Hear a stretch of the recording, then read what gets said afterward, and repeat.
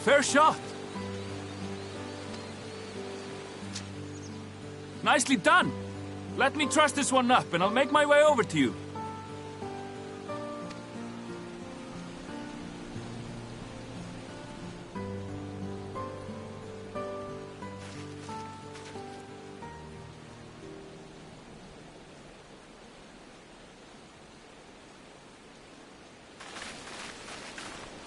There you are. Any new revelations?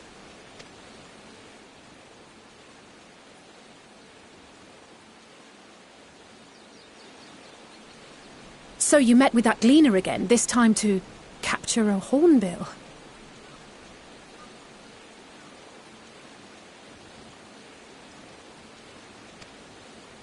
I understand catching and bringing in creatures from the outside, but what's the point of chasing after ones already here?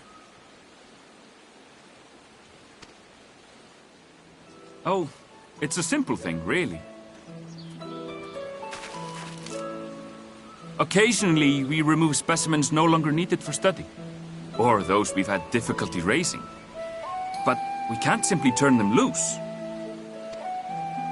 Safely returning such creatures to their native habitats is another facet of a cleaner's duties.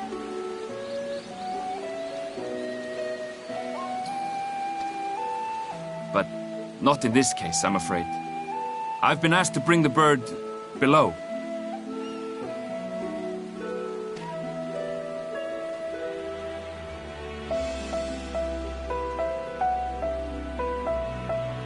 The restricted section in the lower levels of Labyrinthos.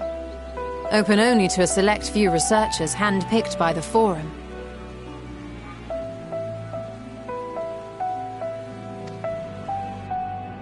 The projects down there are the subject of rumor and hearsay.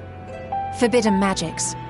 Advanced technologies that can never be allowed to fall into outside hands. Even Archons are not privy to the truth.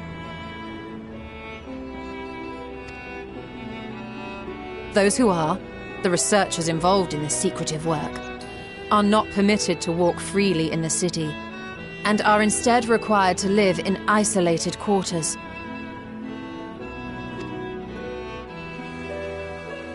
What could a facility subject to such strict security protocols possibly need with a hornbill?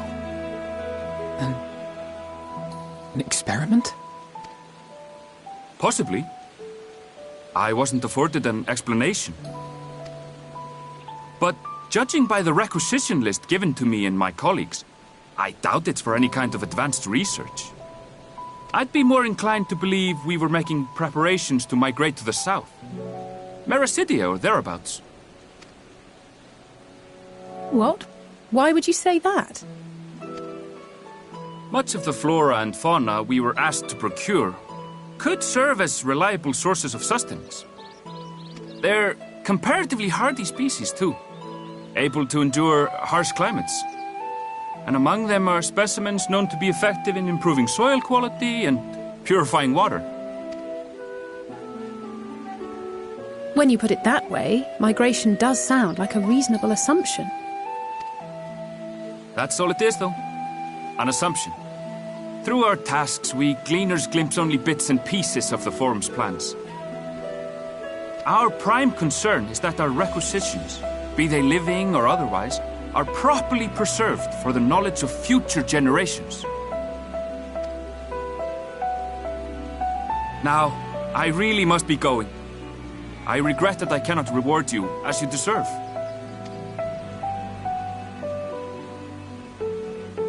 Perhaps you might reward us after a fashion then. It is imperative that we reach the lower levels. And seeing as you are already set to descend with your assigned cargo, mayhap we could accompany you as your assistants. I'm afraid that won't be possible. Once the animals have been prepared for transport, we send them down separately via the lift. I will of course follow after to make my report, but I can hardly pass you off as porters when there's nothing left to carry.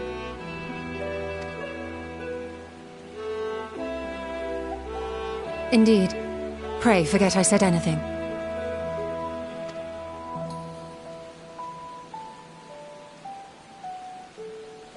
How do you feel about climbing? If you've strength and the courage to brave it, then there is another way down. This path leads to the 33rd facet, a mine shaft excavated during one of our expansions of Labyrinthos. While I cannot guarantee that the passage is safe to traverse, it should provide access to the medial circuit below. I never even knew such a place existed. Thank you. This is the perfect solution. You're quite welcome, but consider yourselves warned. If the going proves...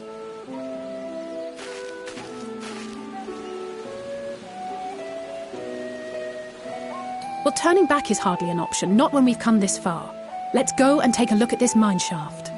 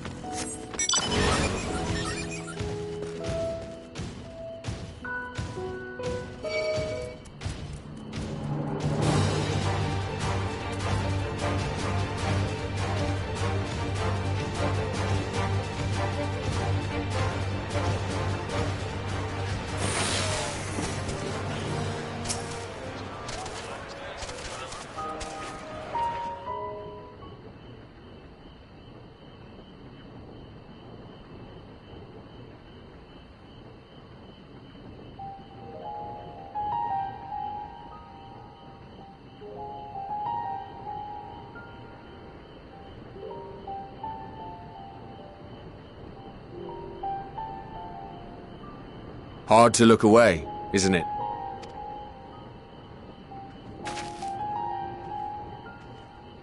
But they're more than pretty flowers. Heart blooms are attuned to ambient emotion.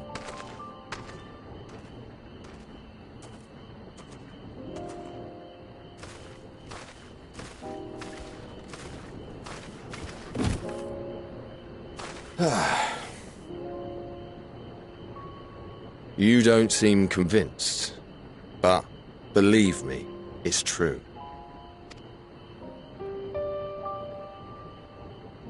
This ashen grey, for instance, it mirrors the anxiety and urgency of those working nearby as they rush to fulfill sudden orders. Intense feelings like those spur the petals to change colour. Bright glowing hues in the presence of joy, dark subdued shades for frustration or despair. Yet even with the collected wisdom of Sharlayan at our disposal, we've yet to identify the underlying principle of this empathic effect.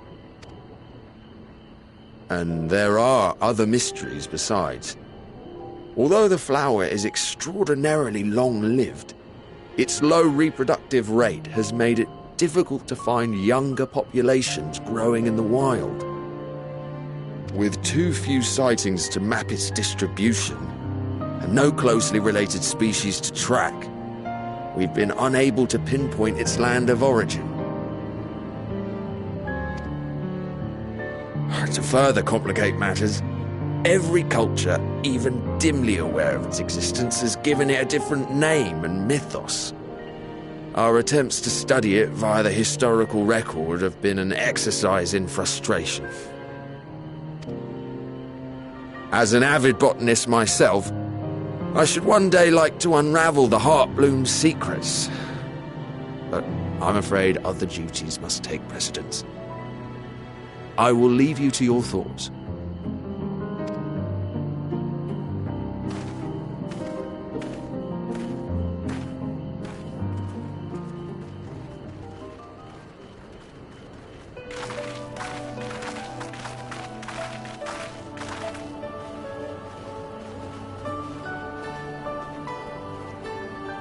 Have you learned aught of interest?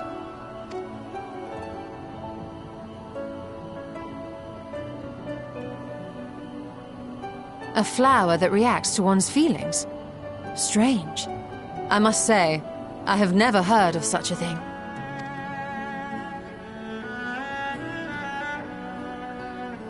This is all very fascinating. But as it stands, we've failed to gain any significant insight into the Forum's undertaking. Indeed.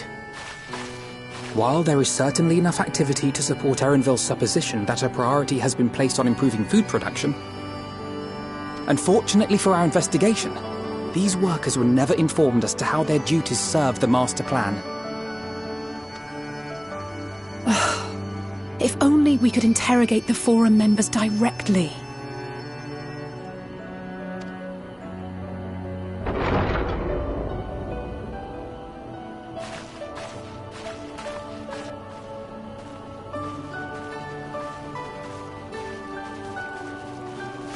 Isn't that the entrance to the Archaean?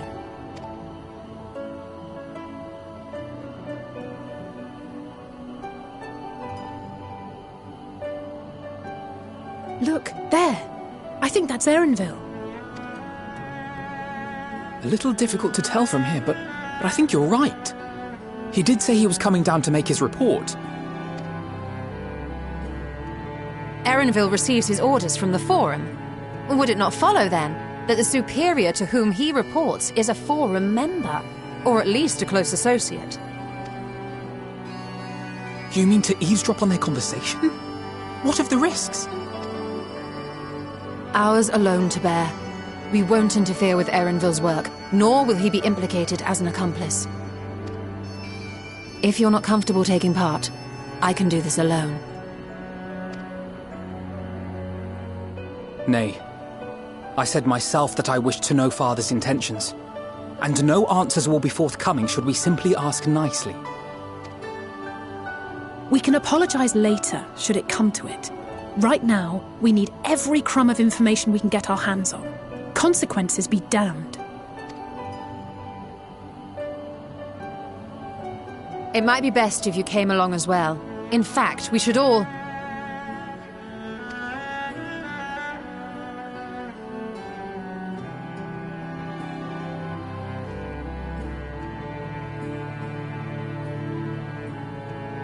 Crier? Oh, yes. That certainly sounds like a plan. I'm glad you agree.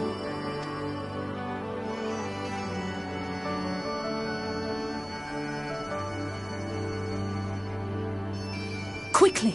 Erenville is on the move. We need to get closer before we lose him.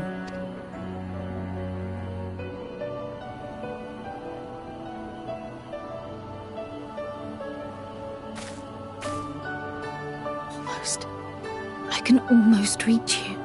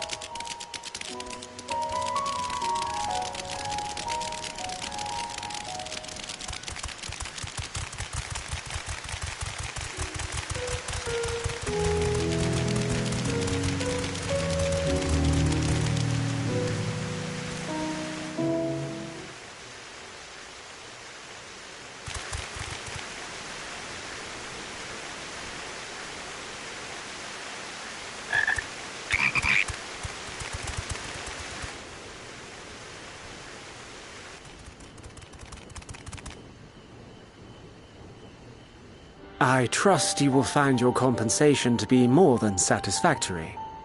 We wish to make clear that we are pleased with the efficiency and thoroughness of your work.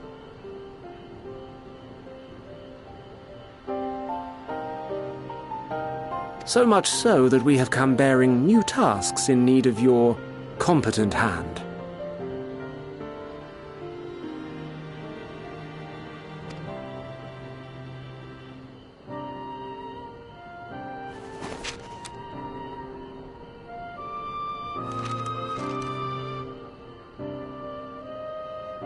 Another lengthy list. If I may speak frankly, the Gleaners have been pushed to the point of collapse by your unending demands. We are not familiars to be exploited. We are Sharlayan scholars, and we deserve an explanation for this unseemly treatment. What warrants such urgency?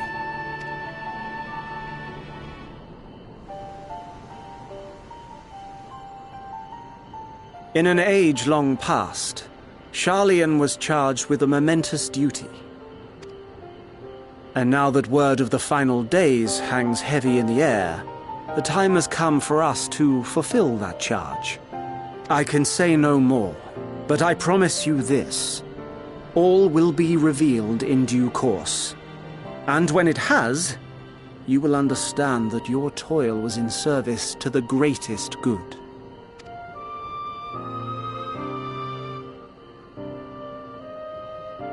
Then I will do your bidding. For now. But unless you wish the Gleaners to rise up in protest, I advise you to offer tangible improvements for our working conditions. Your promised revelation does nothing to address present circumstances.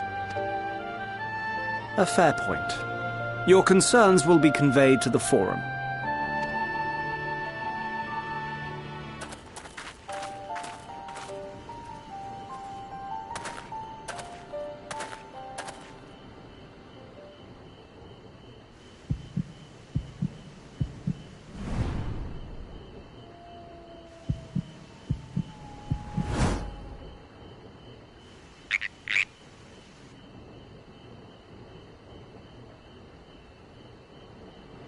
I hope that was informative. You may consider my debt to you repaid in full. While I do have my reservations about the Forum, I want to believe that they have our best interests at heart. Which is why I'm reassured that you're busy sniffing out the truth of things. We can ill afford to place all our eggs in one basket, this master plan of theirs, without first understanding the risks involved.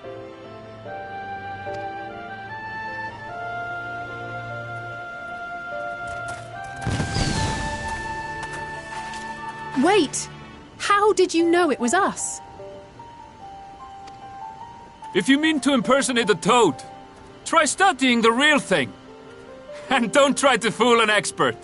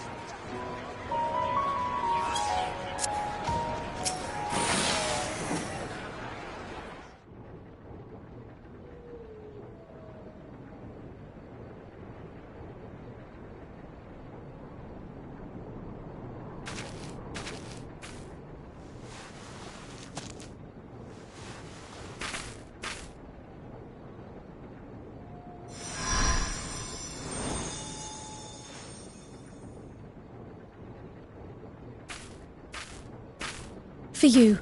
The spell will keep it from wilting. She said you would need it for the journey ahead.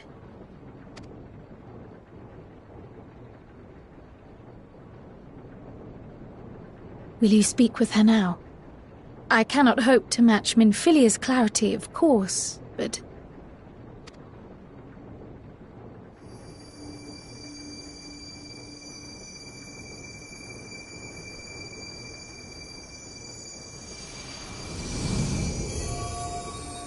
Thank you.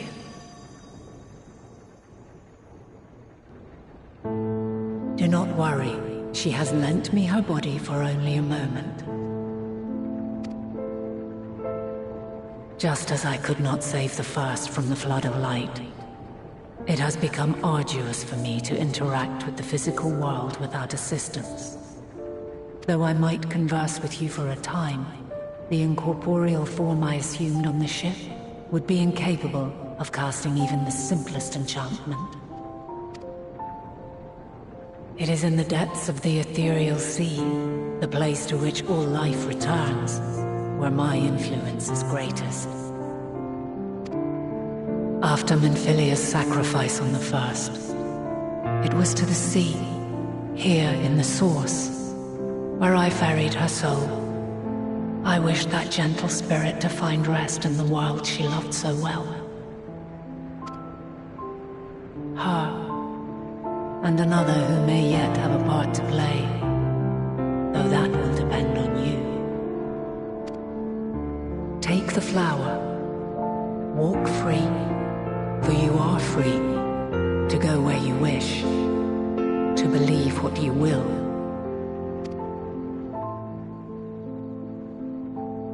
That bloom will be your guide, test and proof of your conviction. In darkness, seek joy. Surrender not to sadness, and see beyond despair. Walk free, and bear the light for others to follow. Together, raise it aloft and let it shine, till the end, blinding and radiant.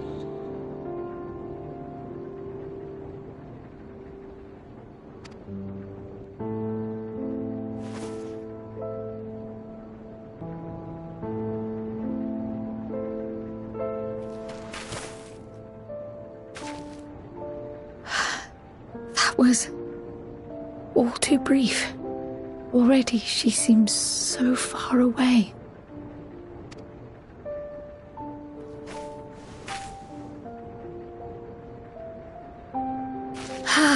My apologies if I startled you. Ever since we began our descent into Labyrinthos, I had sensed another's will, straining to reach out. Even with my particular talents, though, I was unable to make a connection at first, so weak and tenuous it was. Once I took hold of that wispy thread. Imagine my surprise to discover it was Heidelin herself. Needless to say, it seemed wise to learn what we could before letting go. Her answers were more cryptic than I would have liked, but at least she left us with a guide of sorts, that unusual flower.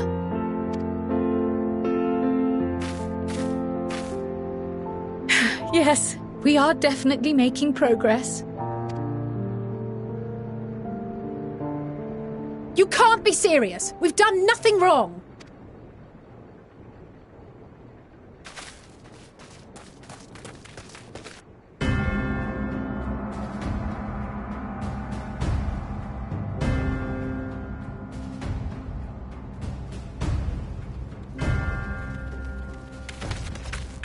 Master Fortuno? What business has the Forum with us? Obstruction and suppression, apparently. Mistress Baldessian, our records show you facilitated the Scions' entrance into Sharlayan by claiming them as assistants for your organization. We are aware of your investigations. After alerting the major institutions to the presence of potential troublemakers, we received word from an Archean custodian. A group operating under the auspices of the students, skulking about Labyrinthos and engaging in clandestine behavior. Clandestine? We may not have entered Sharlayan as scions, but we did naught to conceal our identities. Our only purpose in this city is to seek the truth. I can think of no reason why our actions should warrant the Forum's intervention. 'Tis not our way to discourage the pursuit of knowledge, but the timing of such pursuits must be considered, not to mention their potential impact. With the world in chaos, we, the true caretakers of wisdom, have committed ourselves to an undertaking that demands the utmost discretion. And we will not risk its success by turning a blind eye to disruptive foreign elements in our midst.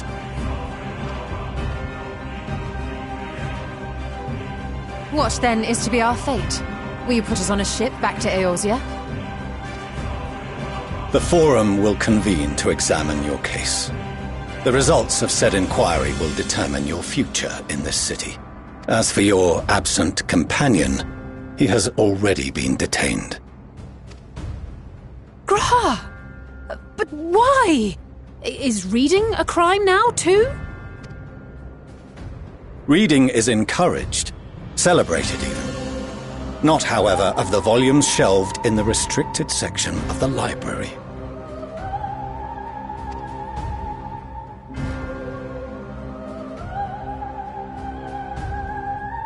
Refusing to comply will only make matters worse.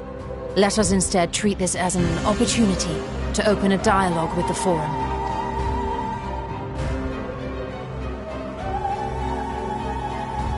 Silence is often one's best defense. I would advise against prolonging the proceedings with frivolous discourse.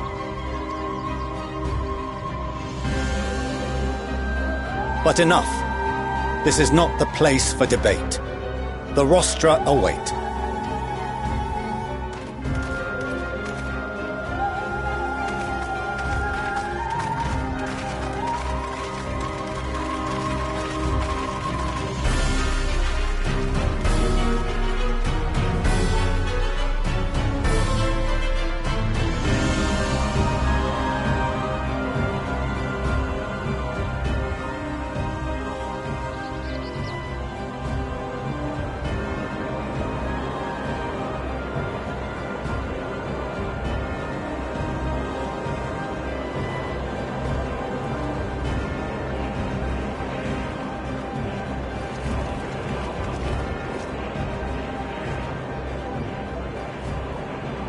Forgive me. I was careless. We would have been detained regardless. This way, at least, we managed to stay together. I trust your time within the Forbidden Archives was well spent.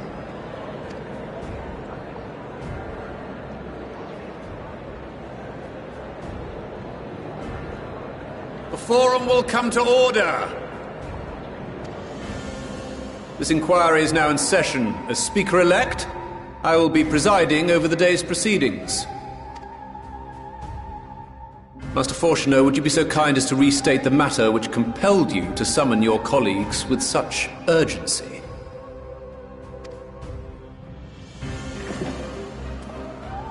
As you are all aware, we recently denied Eorzea's request for Sharlayan assistance. Since then, certain individuals dissatisfied with our decision have taken it upon themselves to interfere with our work. They entered our nation masquerading as associates of the students of Baldessian. But these malcontents are better known as the Scions of the Seventh Dawn. These militants wield influence with both the Eorzean and Eastern alliances, and are inextricably involved with the crises presently afflicting the world at large. Loose in our city, these warmongers sought to meddle with and expose matters of state secret. What are they, if not a dire threat to be expelled?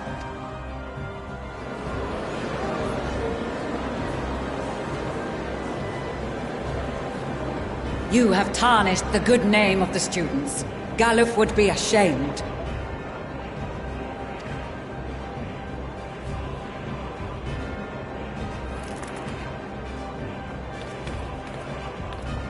Galuf Baldessian was never one to forsake his fellow man. Even if this nation closed every door and retreated from the world, he would have found a way to help the Scions, help every soul of this star fight back against the coming doom.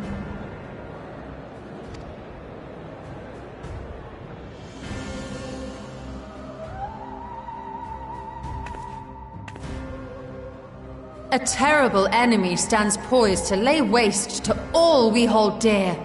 In the face of such madness, Eorzea reached out to Sharlayan, a respected ally, in the hopes of forming a united front. Was your curt dismissal truly the best you could offer? Or are you so preoccupied with your momentous duty of an age-long past that even the end of the world is unworthy of your attention?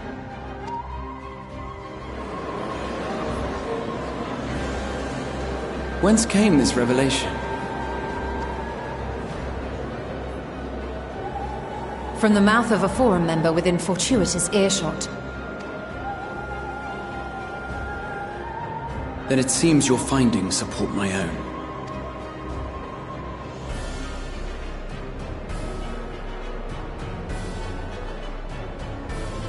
The reason I visited the restricted shelves was to study records of the Forum's policy-making process, to better understand the historical trends underlying their most major decisions. At first glance, the positions of neutrality in war and the accumulation of knowledge above all else appear constant and consistent, the unchanging pillars of Sharlayan society. And once upon a time, I might have left it at that. These days, however, I am more attuned to the subtleties of governance, and so I noticed something odd.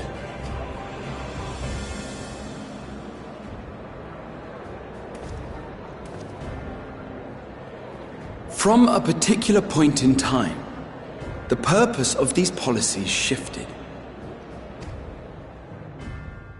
No longer was knowledge preserved for the benefit of society. Rather, society was to be gradually reshaped to ensure the preservation of knowledge.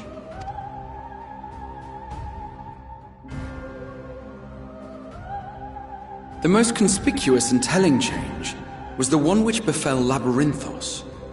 Once little more than an oversized storehouse, an enormous allocation of funds saw it transformed into an advanced research and archival facility. I also discovered a fascinating account on the finances of our Dravanian colony. The settlement attracted students from far and wide, and the connections and tuition fees thus acquired were funneled into further improvements for the archives. Now, there is no question that our nation's progress is tied to the acquisition of wisdom. Nevertheless, the vast resources diverted for this purpose borders on the obscene. But returning to the matter of when, our change in course appears to have been made some 270 years ago. The very same period when Sharlayan scholars in the hinterlands began a formal study of the ethereal sea.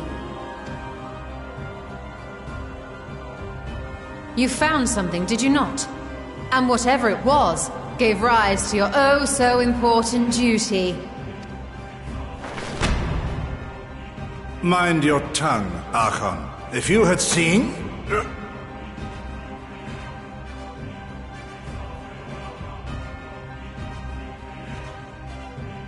Yes, we are bound by a duty we cannot ignore. Knowing this, what would you have us do? Abandon our vital work and join you on the field of battle? We will never choose the way of the sword. We will fulfill our mission not through strife and bloodshed, but survival. Come what may, we shall live on. We must. Do as you must, then.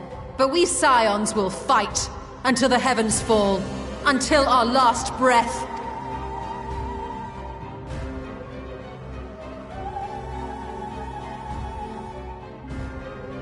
Such misguided zeal.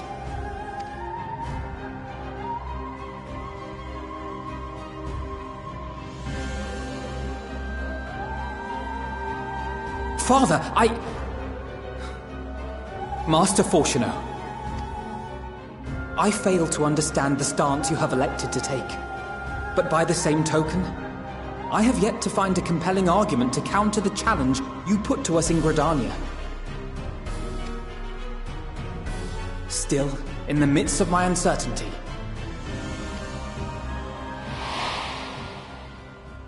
I must trust in myself to do what is right, as others have chosen to trust in me.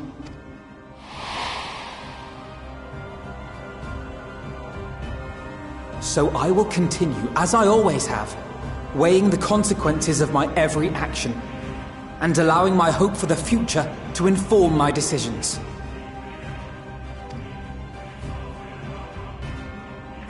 That's quite enough. Have you all forgotten the reason for this assembly? Skolok Monteshane. He's the head of the Studium and an old friend of my grandfather's. Honestly, every discussion devolves into some interminable debate. Terrible habit. Let's return to the topic at hand, By their own admission, these Scions have resolved to fight alongside the Eorzean nations against the doom which swift approaches.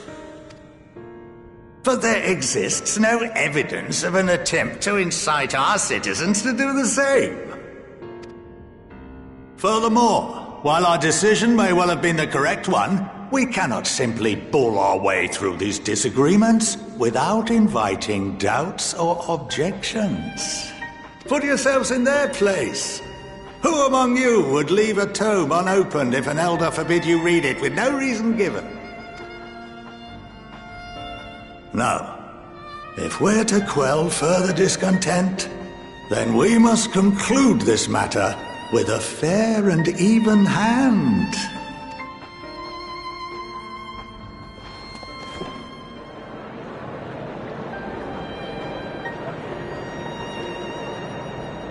Order! We will have order! Master Monteshane raises some valid points. Keeping such concerns in mind, I propose we enforce the following measures. Until further notice, the students of Baldesion are to cease any and all activities within the domain of Sharlayan. You will also refrain from any further investigation into the Forum's decisions and duties. Failure to comply with these restrictions will result in the immediate expulsion of your Scion associates. Let us put this judgment to a vote. All in favor, raise your hand.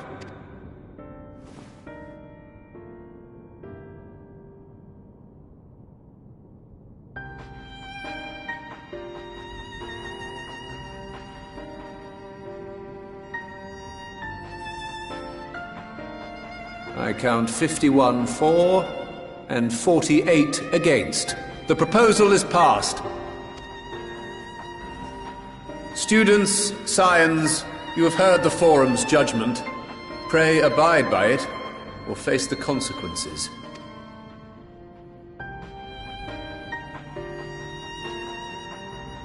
Honored members, I thank you for your time.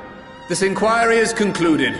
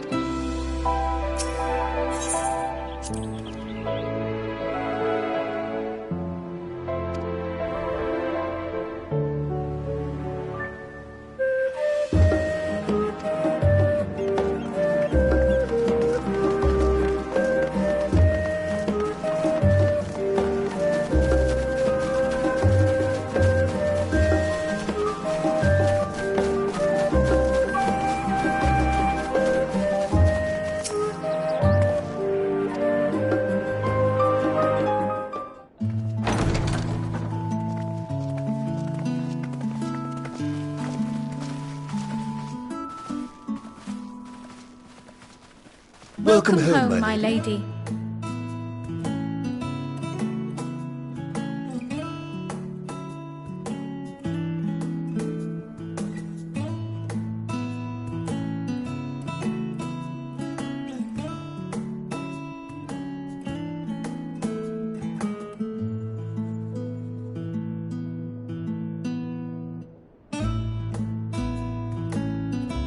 What? What are you gawping at?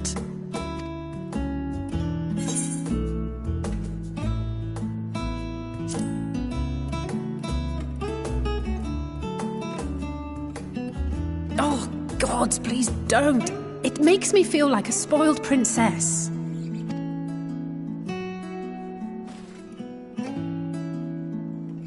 Lord Fortuneau is not to hear of this visit. And I should also like the children to have their gifts, ere my husband makes his return. As you wish, my lady.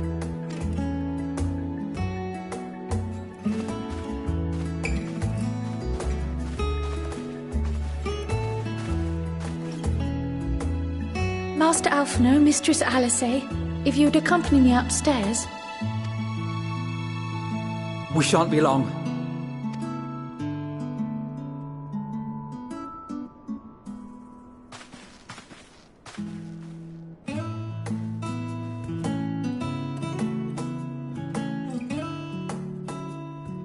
The twins have been sending letters home from time to time, recounting their latest adventures. I am sure they withhold certain details, of course, if only to keep me from worrying. Yet a mother worries all the same. In the early days especially, I tried to support them as best I could, sending the Scion's coin and other such donations. Fortunately, they have found the strength to overcome adversity time and time again. Their words grow more confident with every letter, their depictions more vivid. The triumphs and defeats, the joys and sorrows.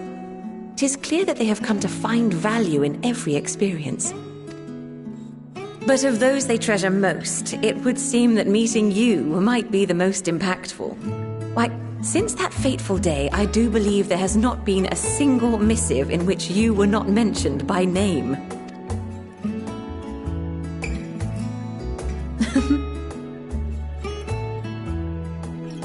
'Tis plain they care for you, and I am glad they have such a steadfast companion watching over them.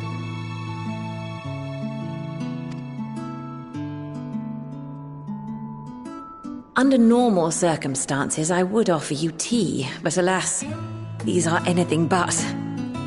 In any event, why don't you keep me company whilst we await my children's return? Perhaps you might regale me with a tale or two of your exploits.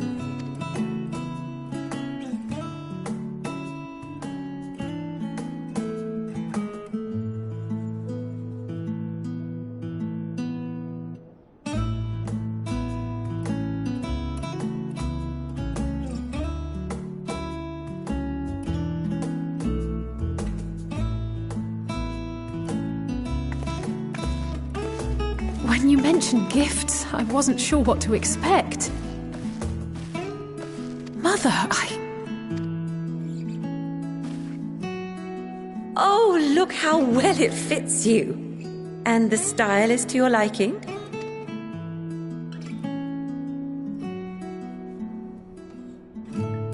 It's perfect. Exactly what I would have chosen. But please, tell me you had something different made for Alphino. Naturally. You are hardly little children anymore. And while I shall miss dressing you in those precious matching outfits, I must respect the individuals you have grown to become. See for yourself.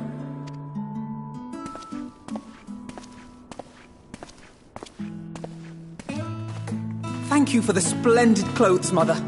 Stylish, comfortable, and eminently practical. I am so glad you like them. They are, however, missing one final touch.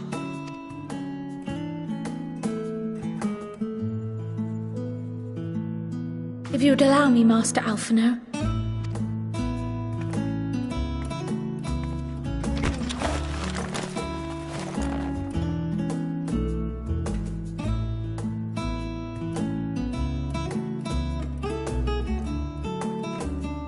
Wait. Are these...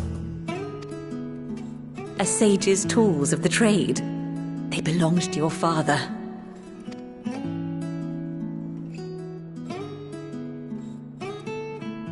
Though he may as well be chained to his desk these days, as a student he was often called upon to venture into the field. He wielded those armaments, both to heal and to harm in no few battles. None so fierce as those you two have braved, perhaps, but battles nonetheless. Thus did I pull them out of storage, to show you that he was not always the man who stands in vehement opposition to you now. And also because it would be a terrible waste of ridiculously expensive House Leveilleur commissioned artistry.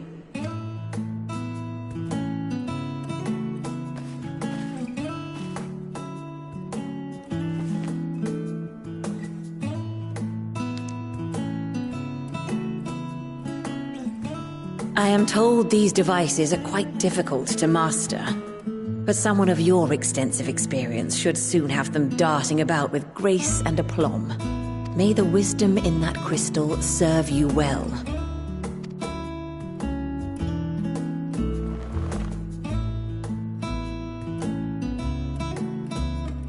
We will, Mother. I promise.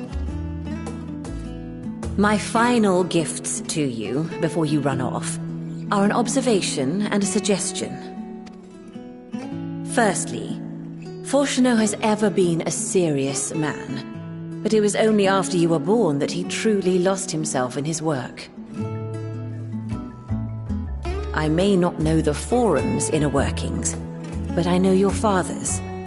The timing of that change in him holds some significance. Secondly, do not seek to best your father with words. Far better that you simply show him. Let him discover the merit of your actions, after they cannot be undone.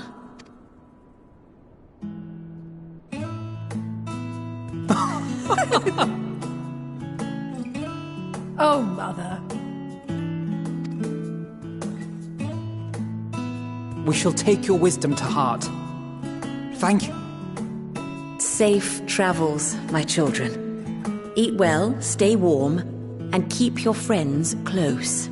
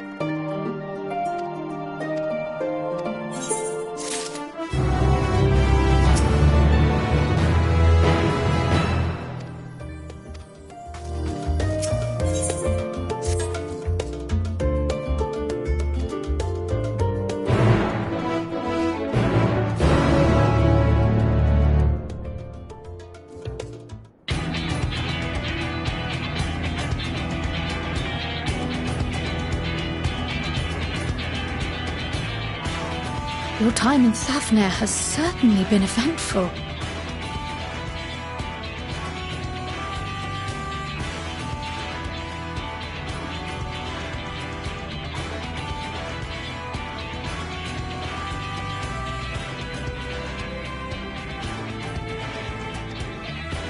In my opinion, carrying out Vitra's request and assaulting the Tower of Zot should be our highest priority.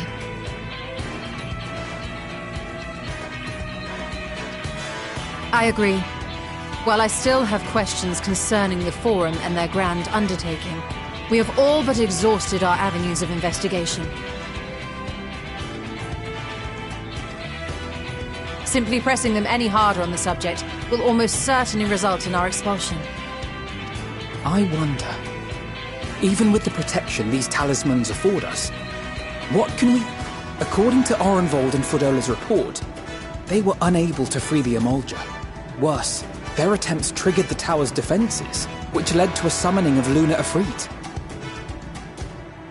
What does it tell us that the Spires even have such defenses? Simply pulling a prisoner from the wall is fatal. Thus, the direct approach is doomed to failure from the outset. Any further measures to dissuade such... Unless, of course, there is a way to free the prisoners without killing them. Then it stands to reason that any intruders will be met with overwhelming force.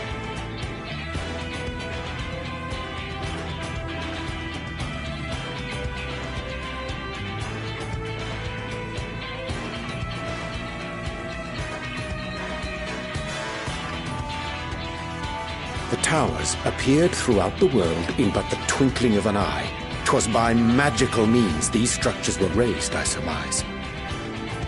A spire thus conjured must needs be maintained, and I suspect an arcane catalyst, some manner of core. Destroy the core, and the tower ceaseth to be, thus liberating the captives without harm. So we can hope. And I would prefer to enter the tower with a working theory than with no plan at all. Assuming Ishtola's reasoning is correct, the chances of the defenses remaining dormant are small to none. Any primals will have to be dealt with, and defeating one will likely only lead to the summoning of another. Our every victory will only compound the prisoner's suffering. May we not then divide our forces? Those proficient in healing will focus on sustaining the captives. That duty can be covered by Urianger, Kryl, Yostola, and myself. The remaining scions will proceed with the search for the core. Admittedly, this strategy puts both parties at greater risk, but it should bolster our chances of saving the Arcosodra by a considerable margin.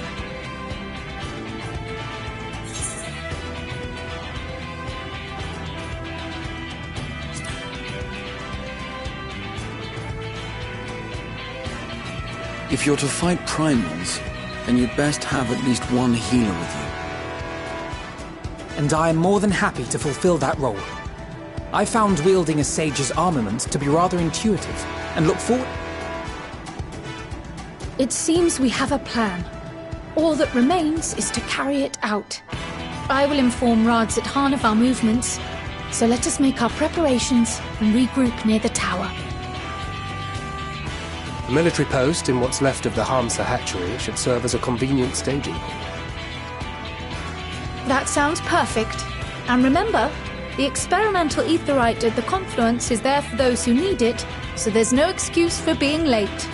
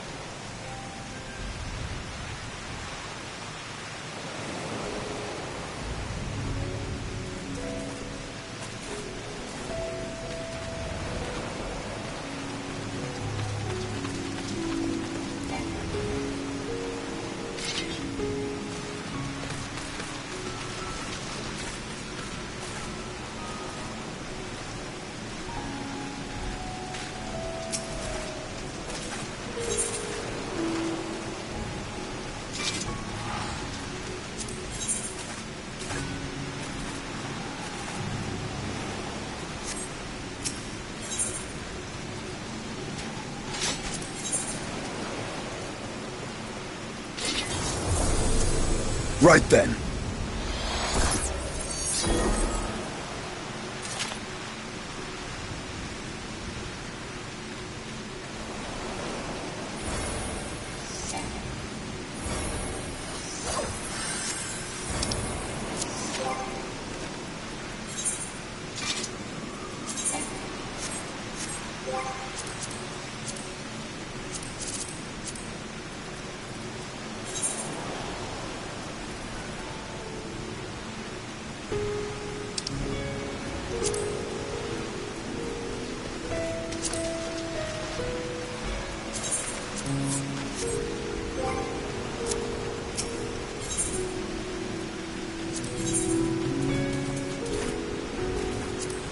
Right then.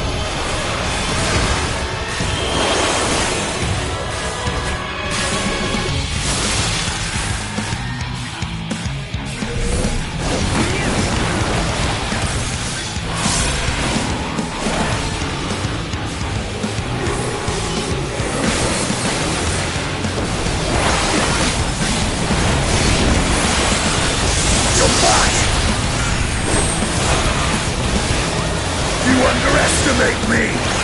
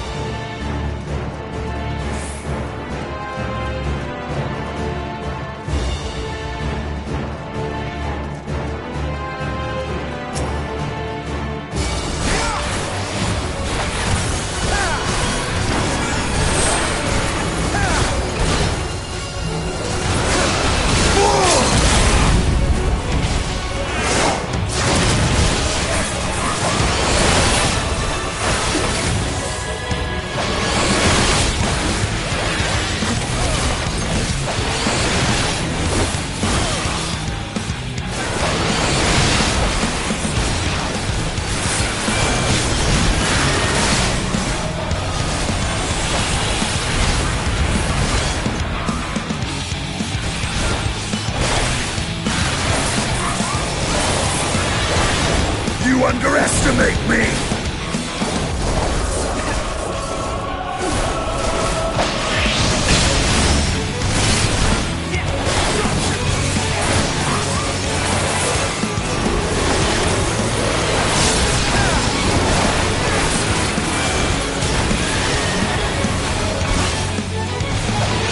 You underestimate me! You're mine!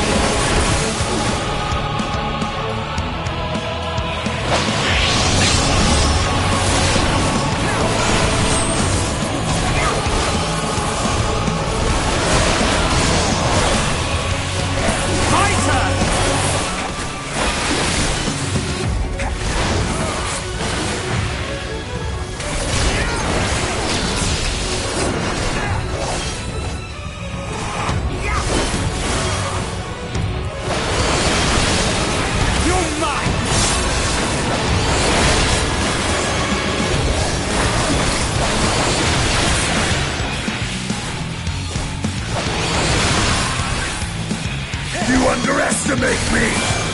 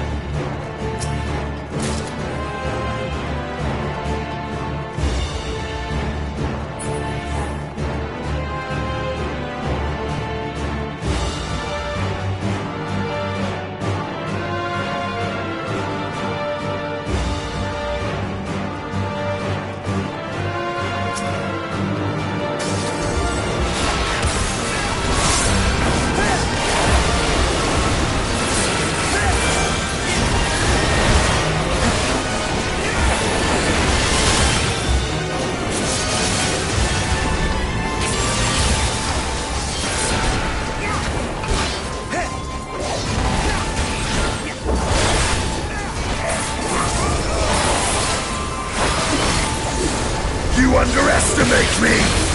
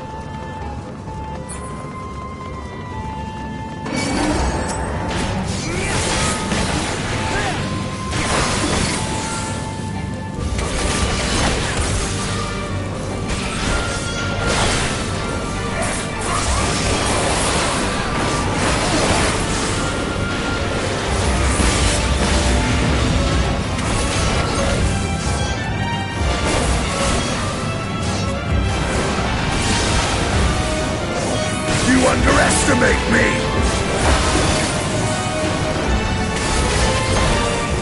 My turn!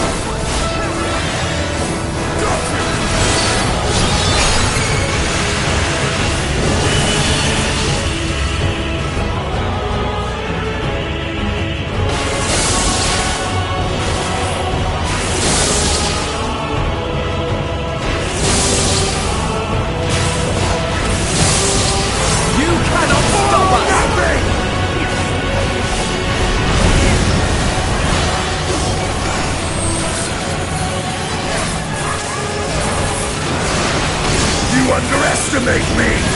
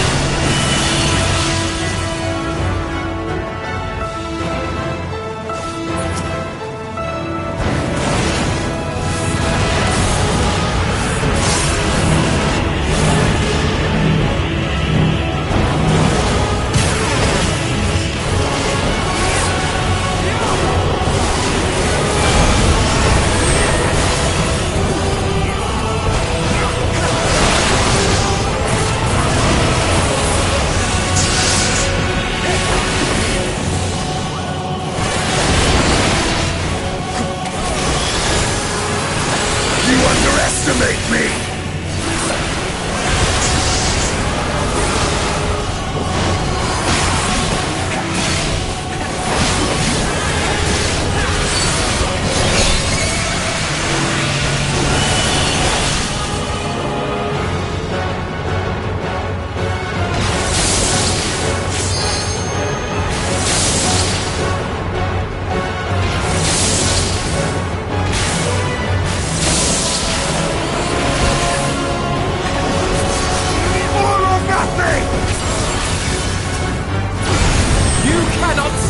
Time to end this!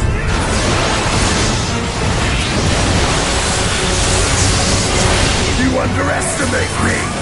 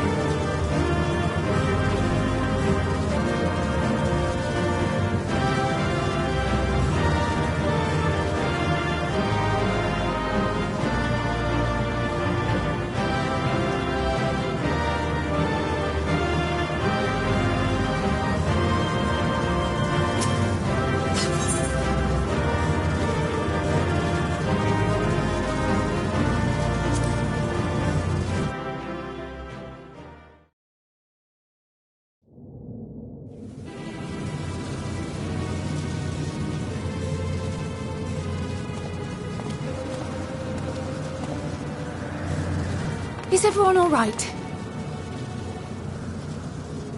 We fortified the captives with what magics we could. Have the defenses been disabled? All appears quiet for the moment.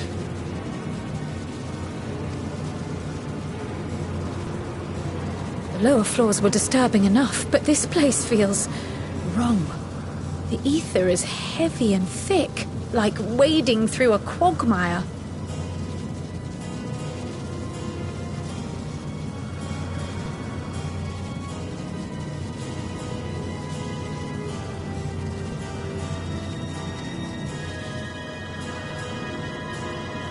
I believe we stand in the tower's beating heart. What sayest thou, Ishtola?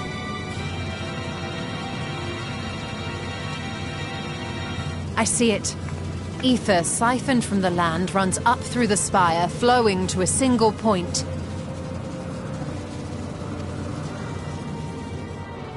This is the core we seek.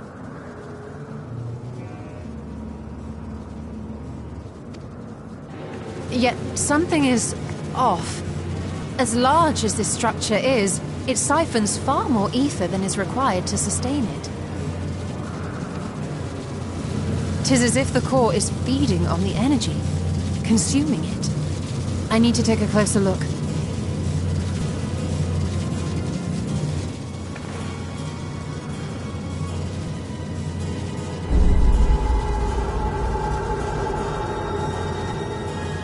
Curious.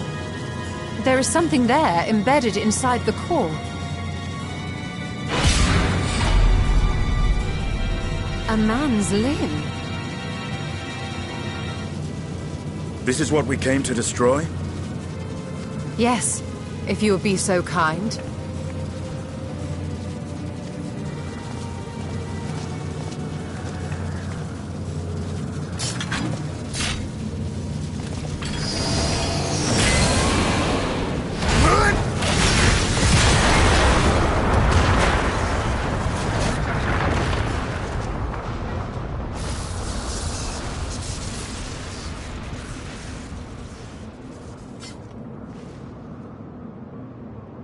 And that should be the end of it.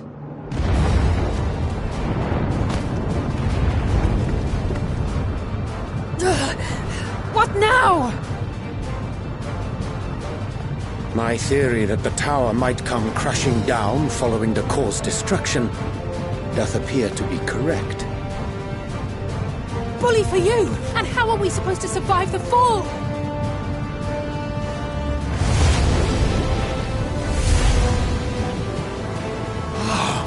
What of the prisoners below? The floor beneath our very feet dissolves. Brace yourselves! I pray I'm not too late.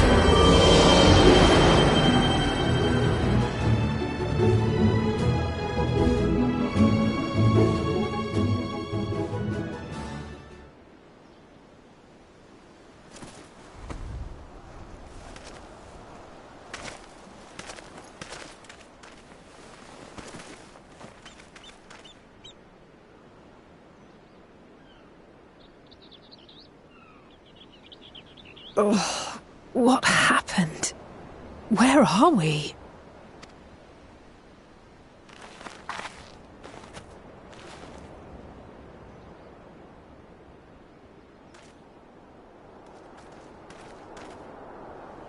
By my reckoning, we're still on the island where the tower stood.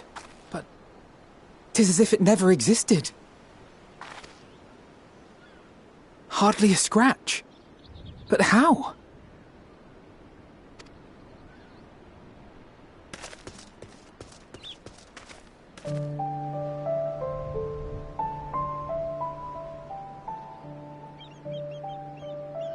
Graha wove a levitation spell at the last moment. Large enough to catch everyone, it would seem.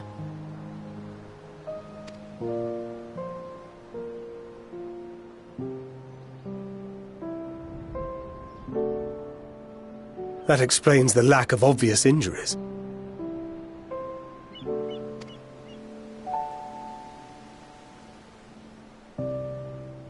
The expenditure of so much ether has taken its toll. He will need plenty of rest, but should otherwise be none the worse for wear.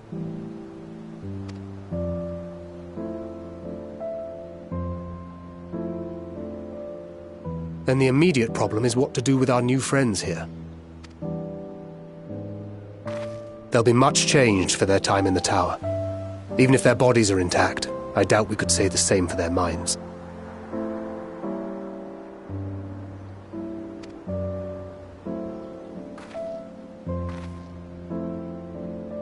Angelo and I will take care of that. I have every faith in you, Alize, but there are just too many for you to treat alone.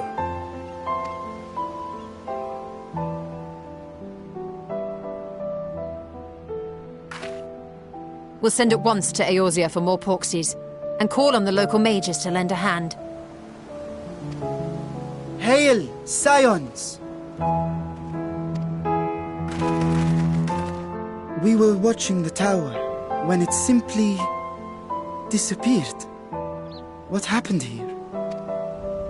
The threat is banished, and thy people delivered. They are, however, in need of treatment, and we of a secure locale and helping hands to assist us in its provision.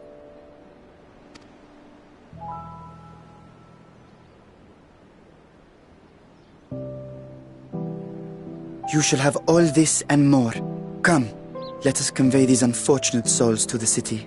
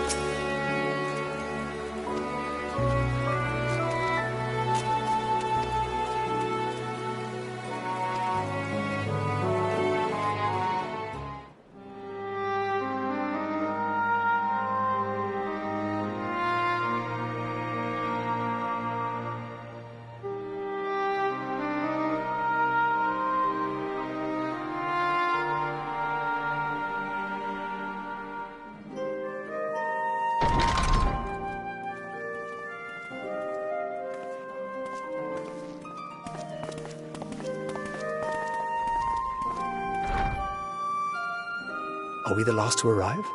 I hope we've not kept you waiting. Not at all. Your comrade is feeling better, I trust. Much better, thank you. Harness remedies are certainly potent, in more ways than one. One becomes accustomed to the taste, although I hope you never have cause to do so. Pray, take your ease.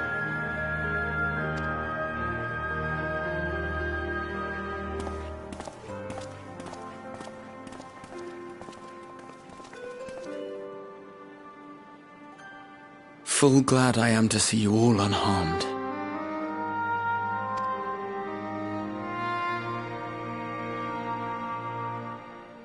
Valiant scions, for your heroism, you have my boundless gratitude. You cast down that dire tower and set free its hapless captives. You cleanse their souls of its corrupting influence. No words of thanks will suffice. In place of platitudes, I offer a bounty of warding scales. Pray accept your due reward, along with the goodwill of Radzathan. Alchemists throughout the land were put to work in the forging of your talismans. The finished ones have been collected, and now await you at the High Crucible of Alchemia. Present this letter when you are ready to take them into your possession.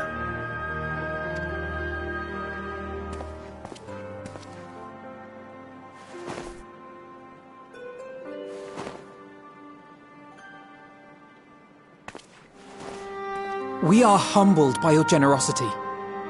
Know that the inventive wisdom of Radzat-Han will be vital in restoring serenity to our star. Every single one of those scales came from you, didn't they? You must still be in such pain.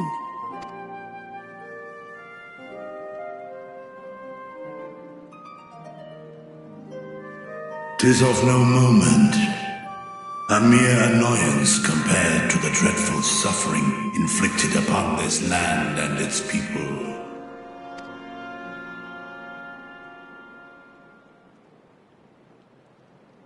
Albeit brief, my involvement in the Dragonsong War afforded me a glimpse of the myriad sorrows which consumed both dragon and man.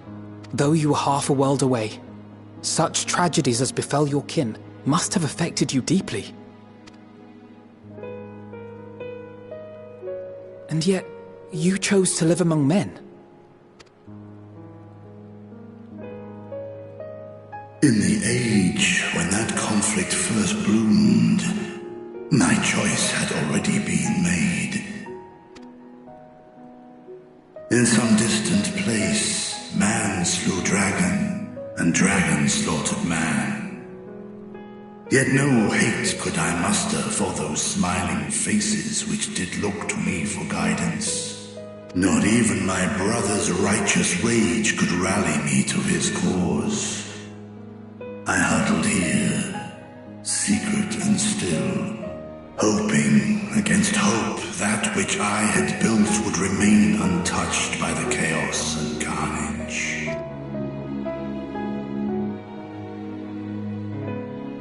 Twould seem we share the same desire for peace, great Vritra. To that end, I wonder if we might trouble you with another question.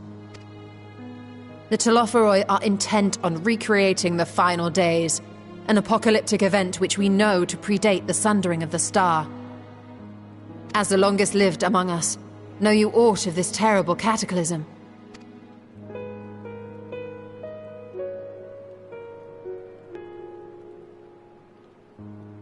Nay. When war and strife drove my sire from his home, he crossed the great expanse with only our unhatched eggs as company. He alighted upon a shattered source, its 13 reflections long since scattered beyond the rift.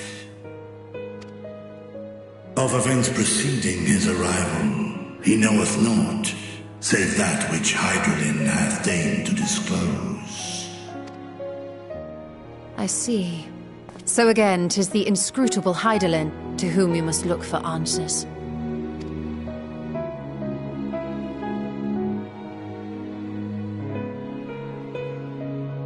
Seek you to divine the will of this star?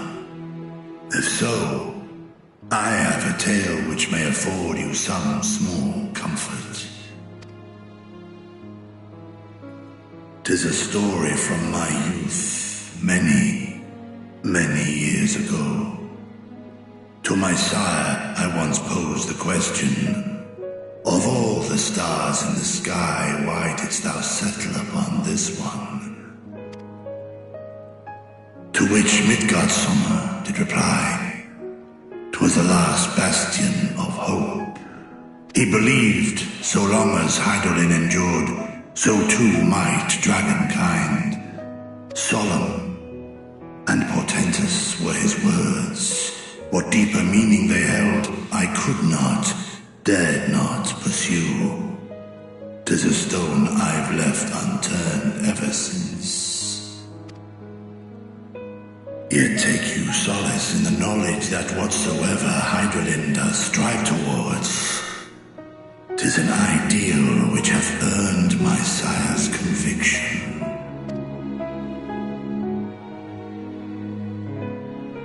Thank you, Vritra. You've given us warm reassurance in a world gripped by cold uncertainty. While I'm sure we all have a great many questions, I think it's time we collect the talismans and be on our way. Our fight against the Telophoroi is far from finished.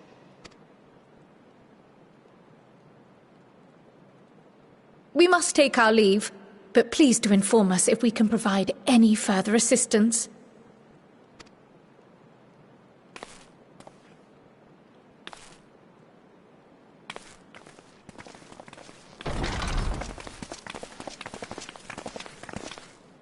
Prithee, a moment. There is one whom my sire hath judged worthy of honor and respect. The one known to men as Eorzea's champion. This hero of renown and rumor, 'tis thee.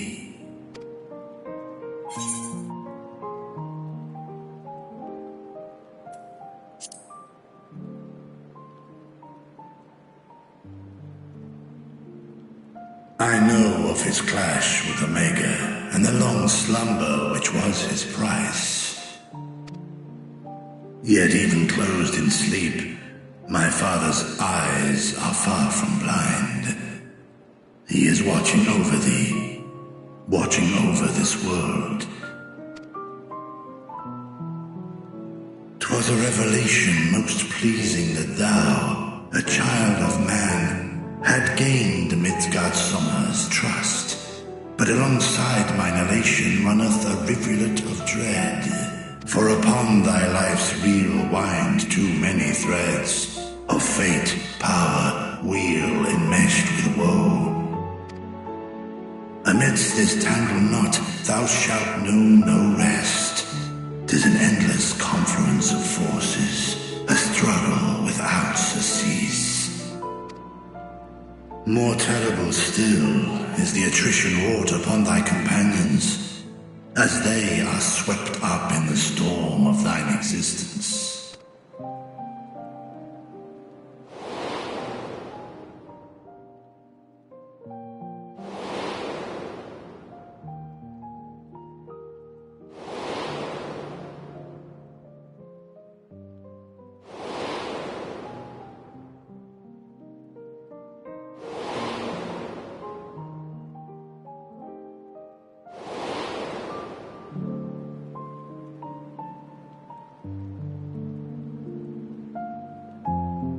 Take heart and protect them well. They will be your strength and your salvation. The hope thou wilt need come the end. Even cowering behind my curtain, I know the suffering of the powerful. I have watched my siblings driven mad by loss. Thus do I exhort thee to spare no effort to keep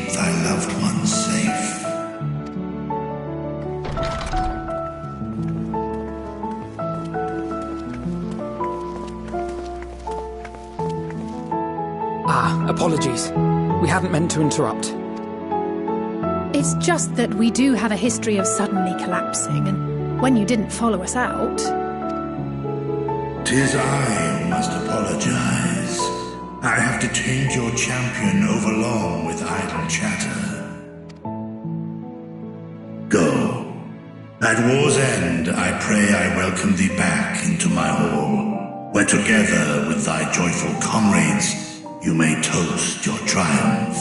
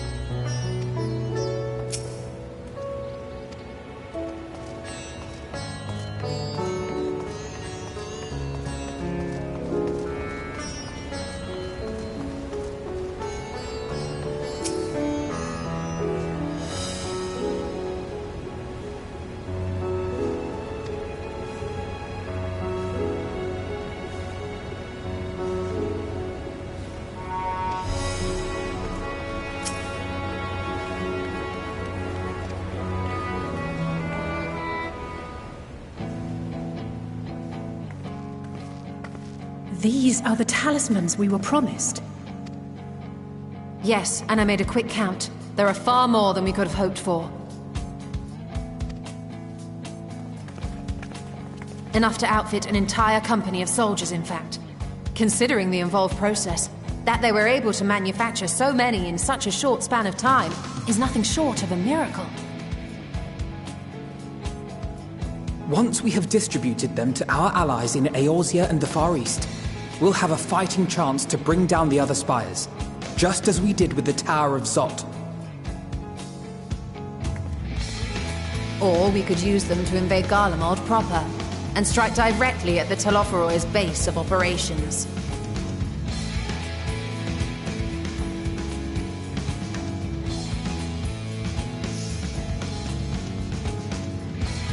Of course, we would need to consult with various Alliance leaders before such a drastic measure could even be contemplated.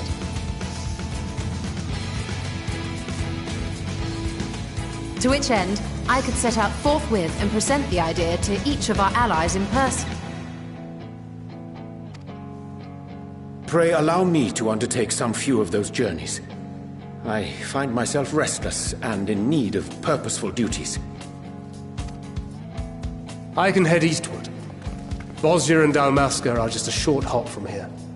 And Doma's shinobi network should come in handy for passing on the word. We shall share the burden then.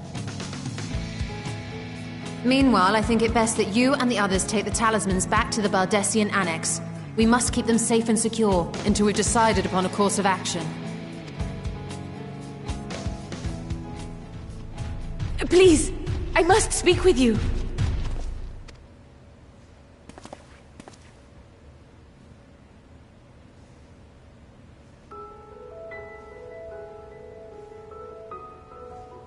Nidana, you're awake.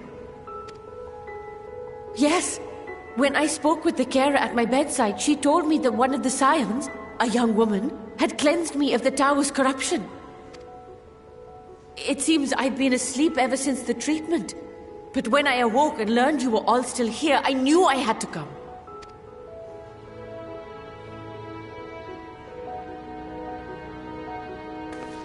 As you said, Nidana was captured only recently. Such a brief exposure is swiftly cured, so I tended to her before we gathered at Megaduta. And I am truly grateful that you did. I cannot thank you enough. All of you, for everything you've done.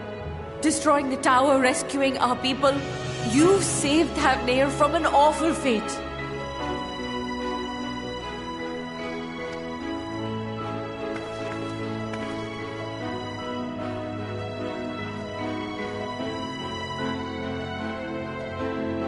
Yet who has truly saved whom?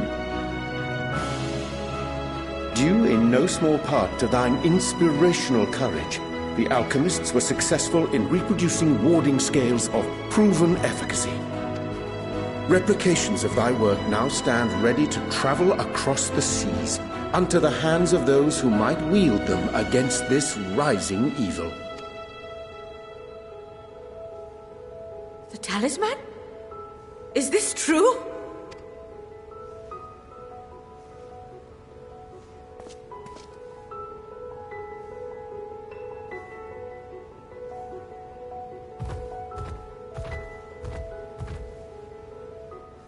Oh, I was so groggy from sleep. I didn't even think to ask. Oh, our great work sent across the seas. It was worth it. Oh, it was all worth it.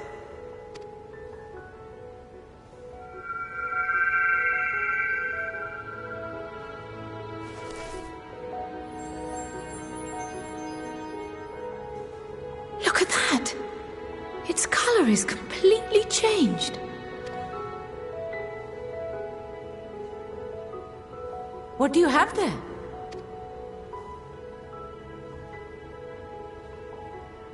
How unusual. I wonder if the effect is a reaction to Akasha. I'm afraid I'm not familiar with that term. Akasha?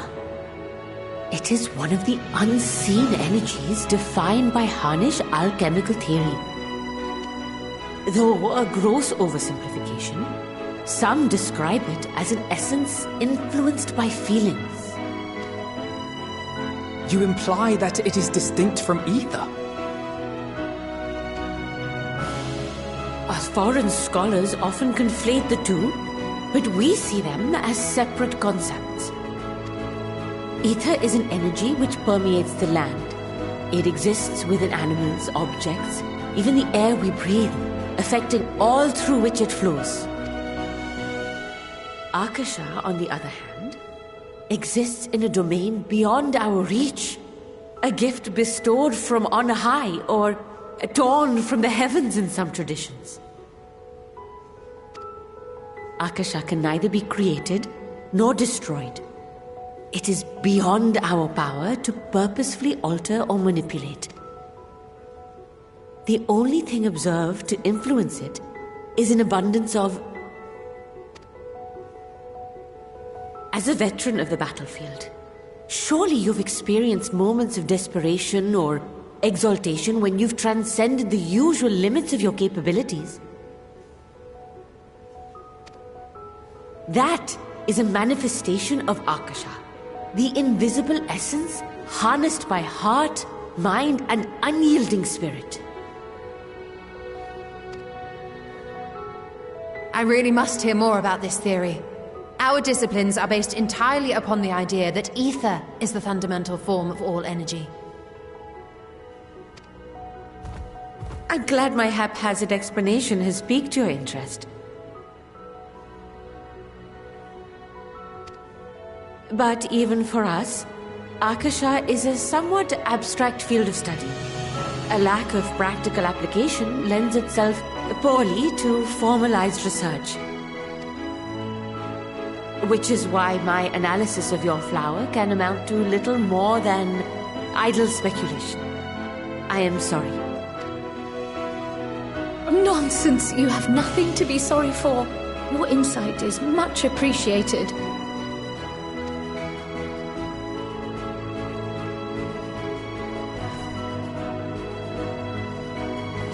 Shall we depart for Sharlayan, then? I will see to it that the talismans arrive at the Annex.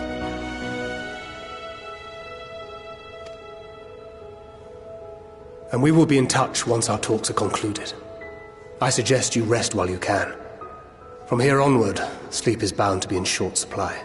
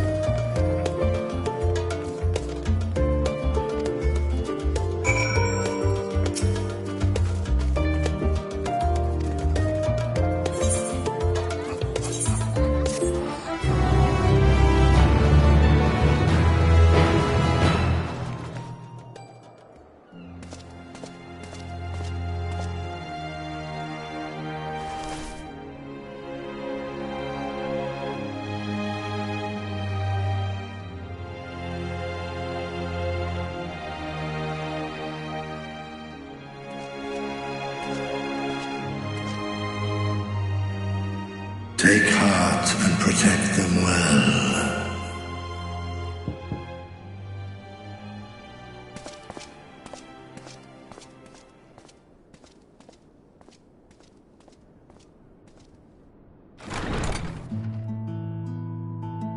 Good, you're here. You haven't eaten yet, have you? We've bought quite a spread if you're interested. Only the finest dining from the last stand.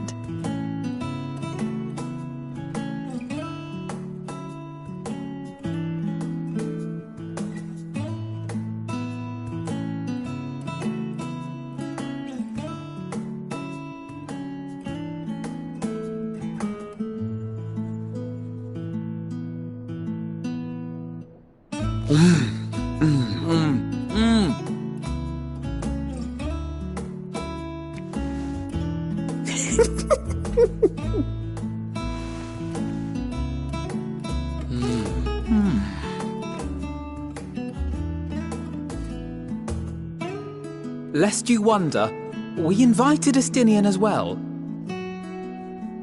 But he refused with a rather grim-faced, "No, thank you." I suspect Sharlayan cuisine is not to his liking. Oh, I don't know about that. Perhaps our lone wolf just needed some time apart. What? To perfect his brooding stare? Next time, I'll drag him out by the ear, sit him down in front of a Sharlayan feast, and see that he eats every last bite. An excellent idea. Of all people, warriors must take proper meals and rest if they are to maintain a healthy constitution.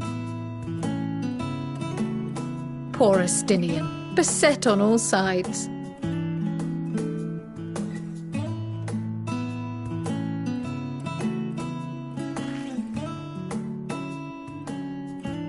Speaking of one's physical condition, Mistress Cryle, I hear you recently played literal host to Heidelin herself. And what an experience that was. Tiring, yes, but no lasting harm done. If anything, I should have liked to speak with her longer. I've not felt a hint of her presence since. Heidelin instructed you to carry that flower, yes?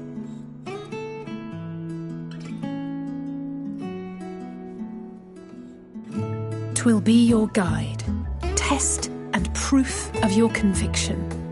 And then something about seeking joy in darkness, was it? Come to think of it, isn't that what happened with Nidana back in Radzat-Han? The flower did seem to radiate a joyful glow, as if reflecting the elation we all felt, the relief of a people with renewed hope. Indeed, and in turn I felt buoyed by that radiance. 'Twas akin to spotting a beacon and knowing we were on the right path.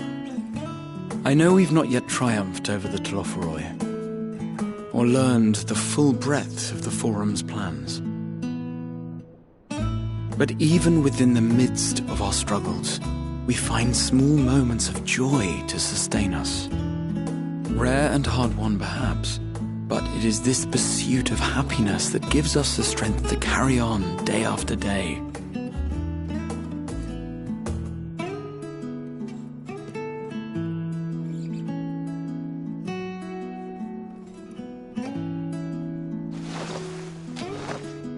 Hey, that's mine. To the swift the spoils.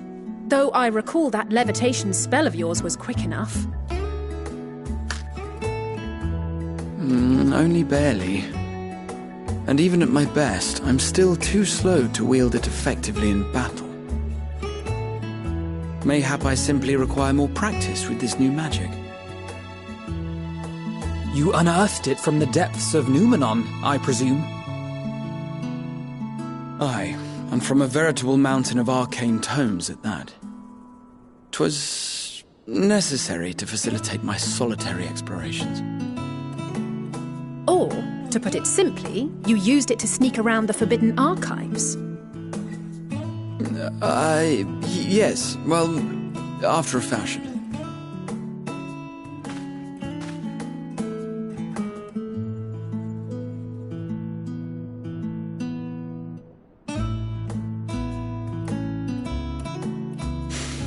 They're tall, you see. The shelves, they're too tall for me. And I could hardly move the library's platforms without attracting attention now, could I? Oh.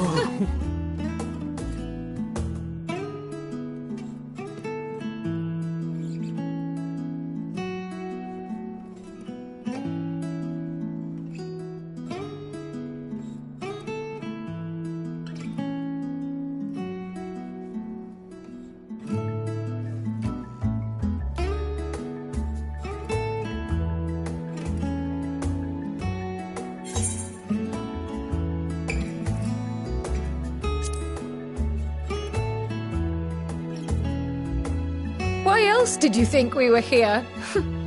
Surrender to thy fate, O champion.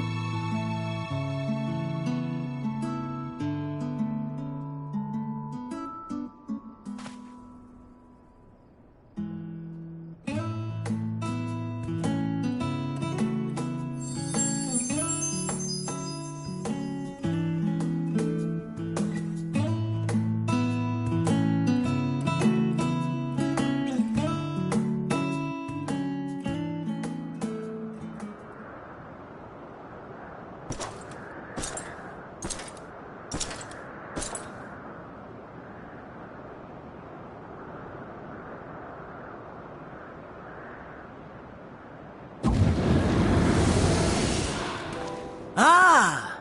Enjoying the bracing cold, I see.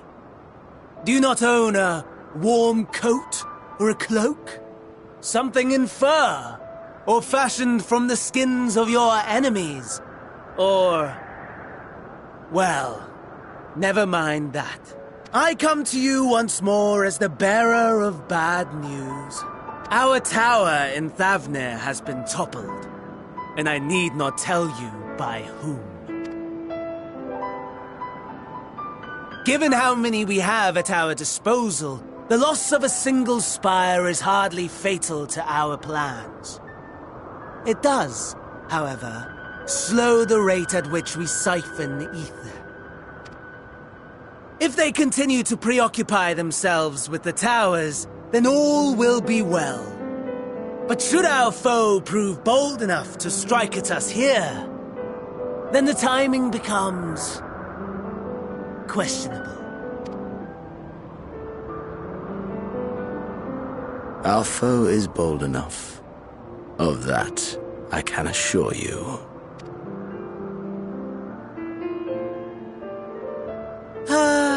Yes, very well then. I suppose I'm... honestly, talk of your nemesis is the only thing you seem to enjoy. Does nothing else spark your interest?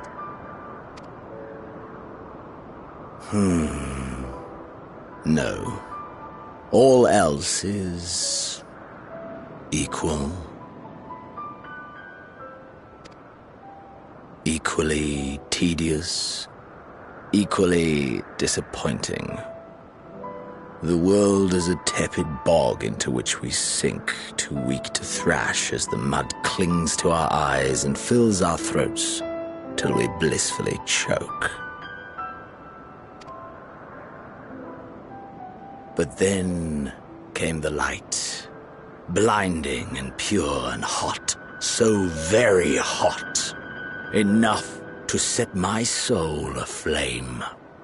I basked in the afterglow until the void yawned once more, and then I knew the muck would never claim me again. There was naught for me ahead, so I drew the curtain on all that had come before. Burn, burn, let the whole star burn. I will have my contest. I will reclaim my moment.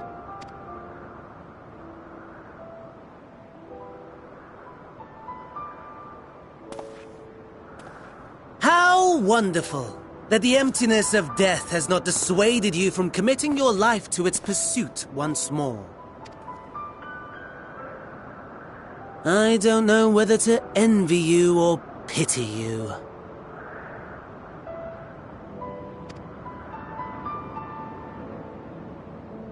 You question my disinterest, but what of yours? Despite your noisome antics, I sense you take little pleasure in this endeavor. Mercy, my lord. Such pointed barbs from one who barely acknowledges my existence. Nevertheless, you are mistaken. For I do find this part somewhat enjoyable. You see, when I was mortal, I would always have the same dream. It was a fragmented thing, disjointed, all the faces incomplete. The setting, too, was unknown to me, so I thought it simply a fantasy of my sleeping mind. Until one day, I realized it was showing me the truth, much as your dream of the final days enlightened you.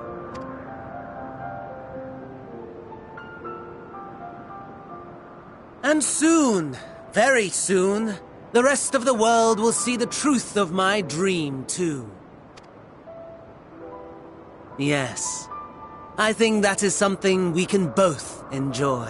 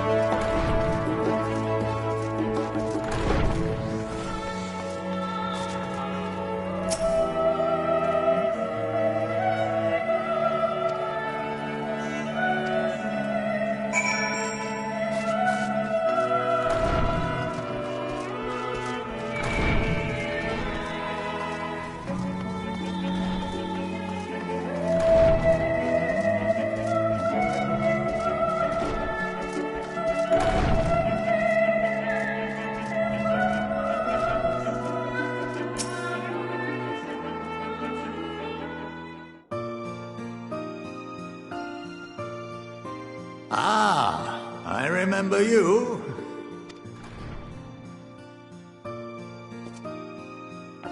I pray we have not caught you at an inopportune moment. We wanted to offer our thanks for your kind words in the forum.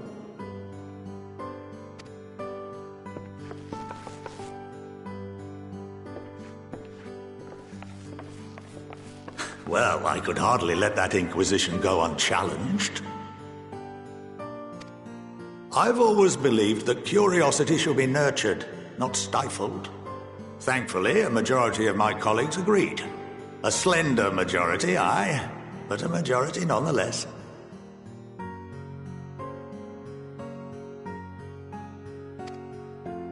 Had the vote not gone our way, we would be having a very different conversation, if any at all.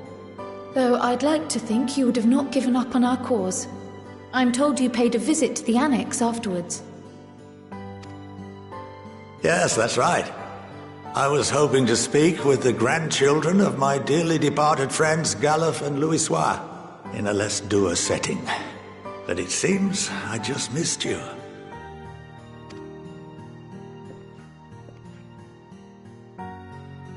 I still can't believe how much you've grown. If only your grandsires could have seen the way you presented yourselves to the Forum. Why, it fair brought a tear to my own eye.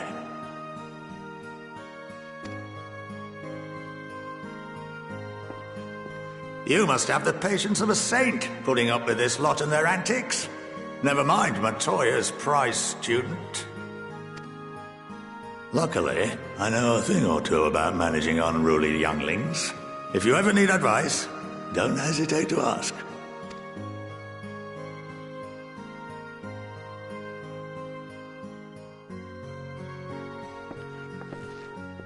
If I may, there is a rather more pressing matter we wish to discuss. What can you tell us of this duty that the Forum must fulfill? Nothing, I'm afraid. Like all humble servants of the Forum, I am sworn to secrecy. Or rather, I couldn't tell you if I tried.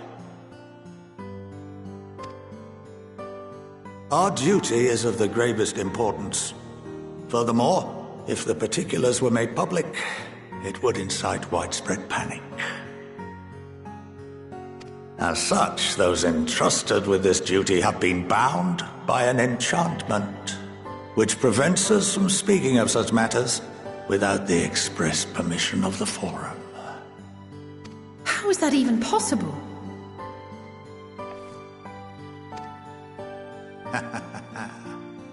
It's been some time since I last gave a lecture. Please, take a seat.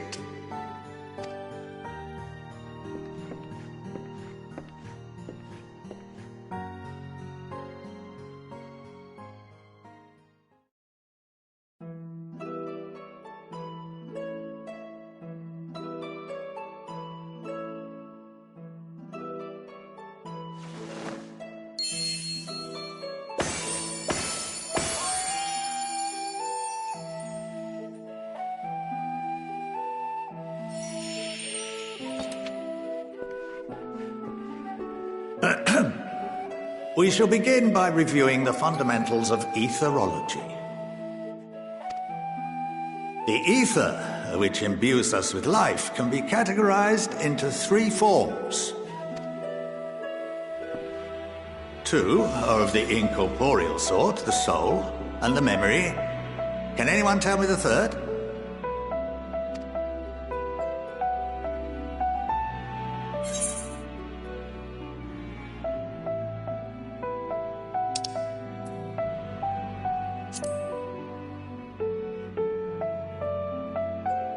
Not entirely inaccurate, but nor is it the answer I was looking for.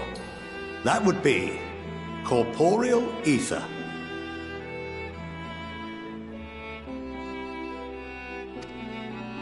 This is the form with which the layman is most familiar. Consumed by even the simplest of daily activities, and replenished by the food and drink that sustain us, this form of ether is in constant flux. In contrast, the ether that comprises the soul is rarely subject to dramatic change. The same can be said for memory, as the two are intrinsically linked.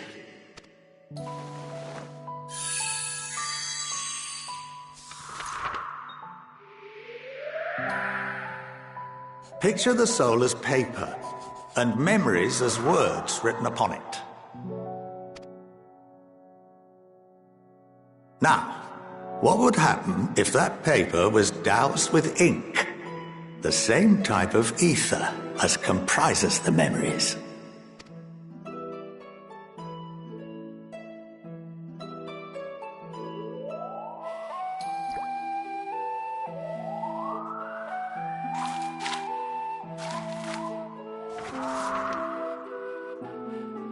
It would blot out everything that was written.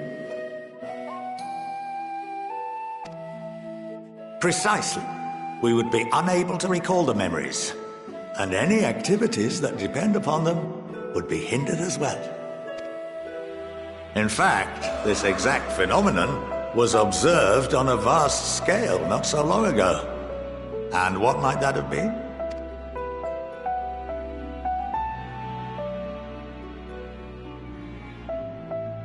The seventh Umbral Calamity.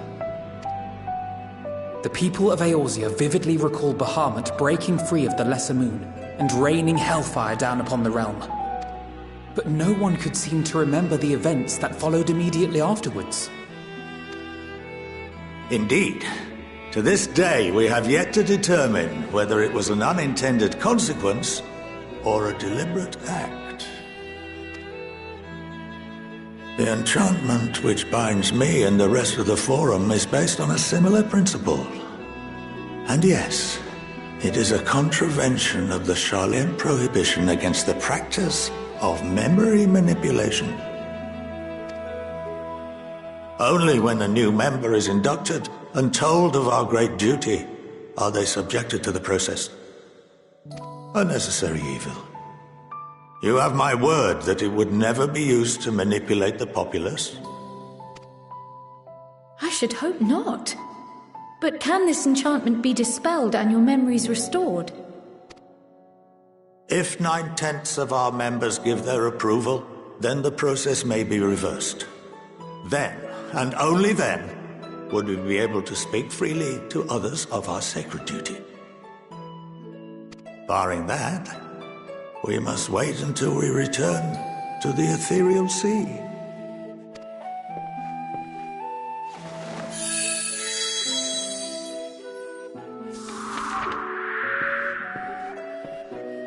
For there we will be purified, the blots upon our souls washed clean.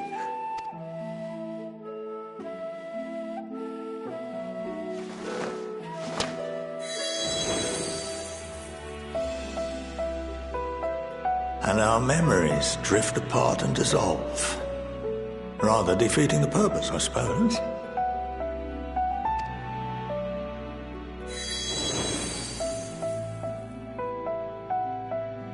But there are those memories that are indelibly etched upon our souls, some believe.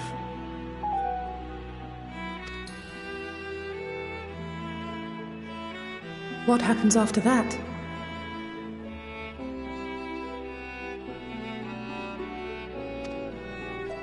We are reduced to pure ether, coalesce with that of others, and create souls anew. Alternative schools of thought assert souls remain whole and return to the corporeal world, reborn into another form. Both theories have their proponents. Personally, I consider each equally probable.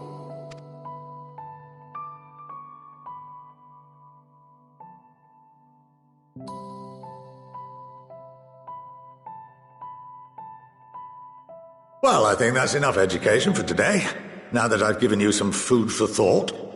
Or rather, an entire banquet.